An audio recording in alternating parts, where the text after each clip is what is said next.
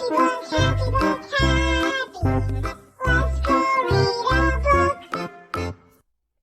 there, I'm Anna, and welcome to Happy Book Storytime. I'm so glad you're here. Today, we will be reading The Berenstain Bears and the Messy Room by Stan and Jan Berenstain. Let's get started. From the outside, the bears' treehouse, which stood beside a sunny dirt road deep in bear country, looked very neat and well kept. The flower beds sparkled with red, yellow, and blue tulips. The woodwork was freshly painted and in good repair. The grass was cut and the vegetable patch was properly weeded. Even the bird's nest that perched on one of the treehouse branches was well trimmed.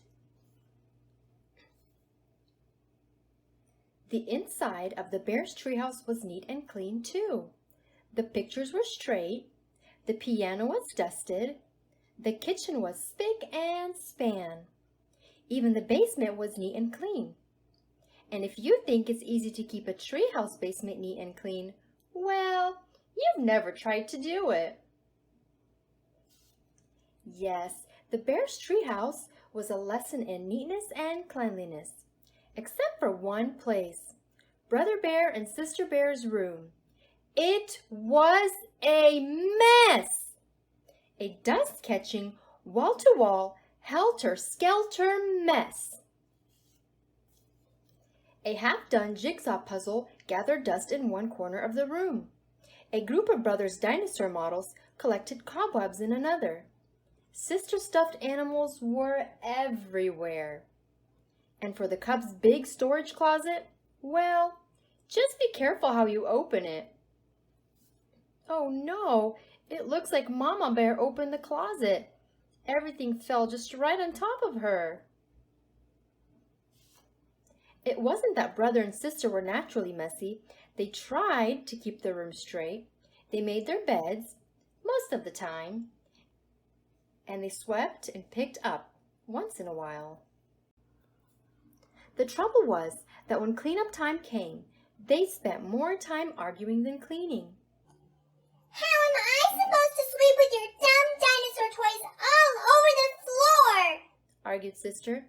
They're not toys, they're models, and don't move them. I'm working on a setup of the plasticine age. Brother protested.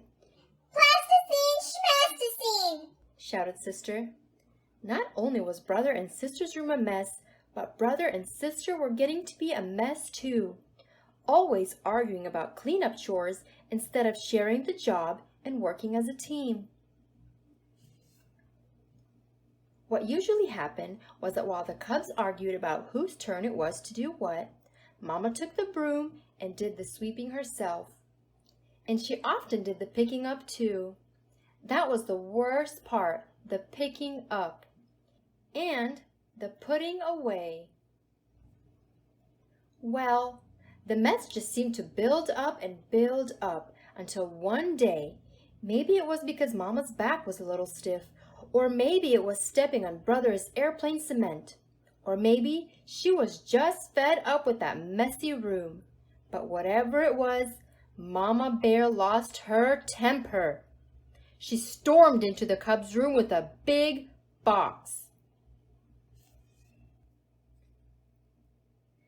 The first thing we have to do is get rid of all this junk, she said. junk! Said Brother and Sister, watching in horror as Mama began to throw things into the box. My teddy isn't junk! Screamed Sister. My bird's nest collection isn't junk! Yelled Brother at the top of his lungs. The screaming and yelling got so loud that it reached Papa, who was in his workshop putting the finishing touches on a batch of chairs that had been ordered by one of his customers. He couldn't imagine what was wrong. He hurried up the stairs and looked into the messy, noisy room. It didn't take a deep thinker to figure out what was going on. Quiet! Papa got Mama's and the cubs' attention and called a family meeting right then and there. Now, the mess has really built up in this room, He said. In fact, It's the worst case of messy built-up I've ever seen. And it isn't fair, he continued. It isn't fair to your mama and me, because we have a lot of other things to take care of. And it isn't fair to you, because you really can't have fun or relax in a room that's such a terrible mess. But Mama's putting all my things into the box, even my teddy, said Sister. and my things too, cried Brother. Then Papa got an idea. A box? Yes, he said. Better yet, a lot of different kind of boxes. A big toy box for your large toys. I can make one for you in my shop. And some smaller boxes for your collections and models. And how about one of those boards with holes and pegs to hang things on? asked Sister. A pegboard, said Papa. Great idea. All this room needs is a little organization. A little organization and a few rules, added Mama. Rules about more sweeping and less arguing, and not leaving things to gather dust and cobwebs. Papa set to work making a fine big toy box and a large pegboard. While the cubs and Mama sorted out toys, books, games, and puzzles and put them into boxes that fit neatly into the closet. Every box was clearly labeled. Some of the cubs' things did end up in Mama's big throwaway box. Not Sister's teddy, of course, but some of Brother's bird's nests, the crumbling, falling apart ones. It was a very big job cleaning up all that messy built up. But after a lot of straightening up and putting away, the job was finally finished. Wow, said Brother. That was quite a job, but it was worth it. It looks like a whole new room, said Sister. The cubs were right.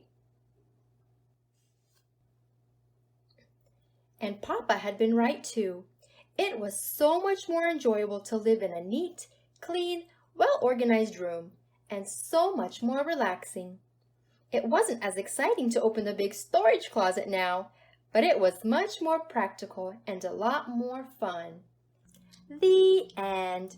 Well, my friends, I hope you enjoyed this book, and I really hope to see you in the next video so we could read another book together. Until then, bye!